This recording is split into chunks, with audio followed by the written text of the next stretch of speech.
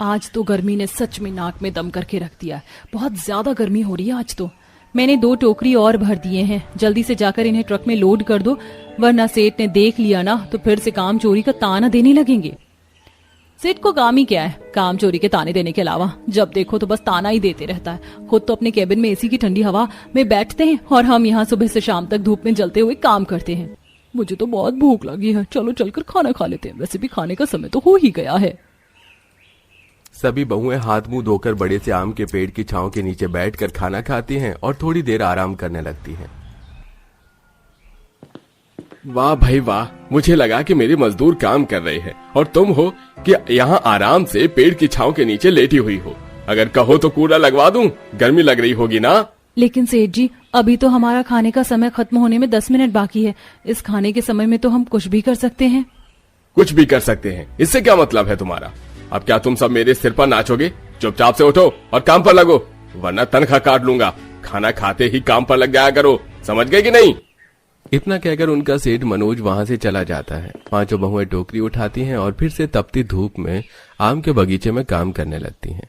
शाम को जब तनख्वाह लेने की बारी आती है तो मनोज उनकी तनख्वाह से आधे पैसे काट कर उन्हें देता है। सेठ जी, आपने आधे पैसे क्यों काट लिए? हम तो पूरा महीना काम पर आए हैं।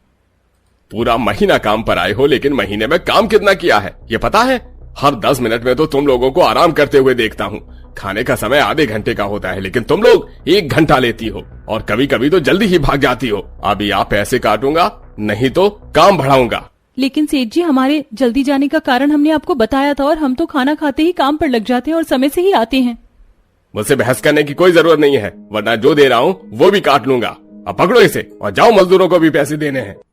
पांचों बहुएं आधी आधी पेमेंट लेकर घर जाती हैं और देखती हैं कि उनकी पड़ोसन शीला उनके ही घर पर उनका इंतजार कर रही है। अरे शीला, तुम यहाँ, कुछ काम था क्या? तुम लोगों को मेरे पैसे लौटाने हैं या नहीं? कितने दिनों से कह रही हूँ कि मेरे पैसे लौटा दो। शीला, आज ही हमें पैसे मिले हैं, हम इसमें से तुम्हें थोड़ा थोड़ा दे देते हैं। 1 से 2 महीने में तुम्हारे सारे पैसे चुका देंगे। पैसे तो तुमने गड्डियों में लिए थे, अब चुकाओगे मुझे चिल्लड़ में। जिस तरह से मेरे पैसे लिए थे ठीक उसी तरह से मुझे मेरे पूरे पैसे चाहिए। ये थोड़े थोड़े करके पैसे मैं नहीं लेती, सिर्फ 1 महीने का समय दे रही हूँ। अगर मेरे सारे पैसे नहीं दिए ना तो फिर तुम देखना। जानती हो ना, मेरे पति को अच्छे से निकलवाएंगे तुम लोगों से पैसे। शीला की धमकी से परेशान होकर पांचों बहुएं घर में बैठती हैं कि तभी उनके पति भी काम से आ जाते हैं। क्या हुआ? पैसे का कुछ पता चला क्या? कब मिलेगी? 15 दिन हो गए हैं, अब तो मिल जानी चाहिए। मालिक तो बाहर जाकर बैठ गया है और ये मैनेजर है कि मेरे पैसे देने में आनाकानी करता है। कहता है कि जब मालिक आएंगे तभी पैसे मिलेंगे। न जाने मालिक कब आएगा। अगर काम छोड़ दिया तो सारी मेहनत के पैसे ये मैनेजर हड़प लेगा। न काम छोड़ सकते हैं और न तनख्वाह मिल रही है। हम तो बीच में फंस गए हैं। हम भी परेशान हो गए। अभी शीला आई थी अपने पैसे मांगने के लिए। लोगों से उधार ले तो लिया, लेकिन चुकाएंगे कैसे? ऊपर से बच्चों के स्कूल की फीस भी जमा करनी है। हफ्ता भर हो गया बच्चों को स्कूल भेजे हुए। इसी तरह गरीबी में इस परिवार की जिंदगी कट रही थी। पैसों को लेकर पूरा परिवार काफी ज्यादा मोहताज हो चुका था। ये देखो साक्षी, पेड़ से कुछ आम नीचे गिरकर पिचक गए हैं। अब तो इन्हें कोई खरीदेगा भी नहीं, इन्हें हम ले लेते हैं। हाँ, वैसे भी बच्चे कितने दिनों से आम खाने के लिए कह रहे थे। ये तो सेठ जी के किसी भी काम का नहीं है, इन्हें हम ही ले जाते हैं। सेजल साक्षी गिरे हुए आमों को उठाकर अपने झोले में रखने लगती है कि तभी वहां मनोज आता है। तुम लोग इतने गिर जाओगे मैंने सोचा भी नहीं था। जिस थाली में खाती हो उसी में छेद करती हो। शर्म नहीं आई चोरी करते हुए? ये मालिक, आप गलत समझ रहे हैं। हमने चोरी नहीं की, बल्कि ये आम तो गिर गए थे और थोड़े पिचक भी गए हैं। इन्हें कोई खरीदेगा नहीं, इसलिए हम इन्हें ले जा रहे थे।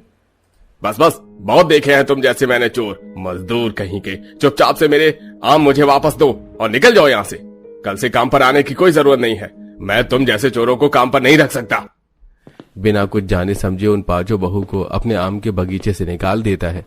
पांचों बहुएं आंखों में आंसू और चेहरे पर निराशा लिए घर लौट रही थी कि तभी रास्ते में काम न चलने के कारण आज ये सभी बहुएं घर जाने के लिए दूसरा रास्ता पकड़ती हैं। तभी वहां से कच्चे पक्के भरे आम बगीचे को देखती हैं, जहां 2 आदमी बात कर रहे थे। देखिए रघु जी, मैं आपको इस पूरे बाग के सिर्फ इतना ही पैसे दे सकता हूँ। वैसे भी ये बाग काफी अंदर की तरफ है। यहाँ से बाहर आम ले जाने में भी काफी समय लगेगा। आप मुझे सोचकर बता दीजिएगा। जी, मैं आपको बताता हूँ।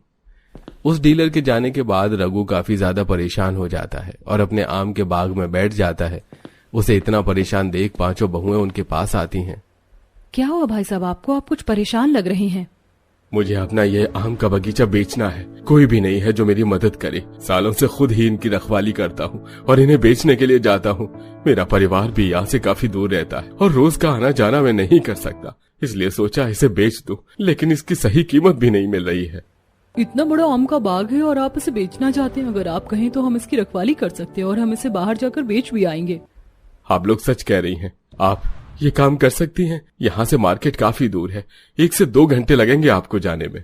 हमें कोई दिक्कत नहीं है, हमें काम की जरूरत है तो हमें कोई परेशानी नहीं होगी। अगर आप कहें तो हम कल से ही काम पर आ जाएंगे।